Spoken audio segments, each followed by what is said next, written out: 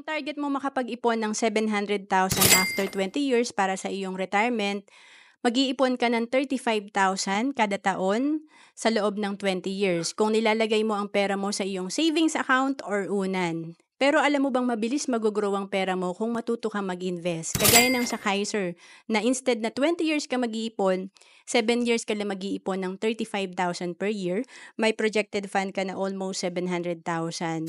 At dito sa Kaiser, kung nag-start ka at the age of 41, halimbawa, after 20 years kasi good as cash ang pera natin dito sa Kaiser or fund natin. And kung hindi mo pa kunin ang fund mo after 20 years, yung investment mo patuloy na mag-grow at may healthcare ka pa. Kaya nga dito, pag edad niya ng 65, kung nag-start siya at the age of 41, nasa 1 million yung fund niya sa Kaiser. Ang Kaiser ang tinatawag namin na level 1 investing kasi dito, tatlo na agad ang meron ka. Kaya nagsimula rin ako dito noong 2012. Dito, meron kang healthcare, life insurance, at investment.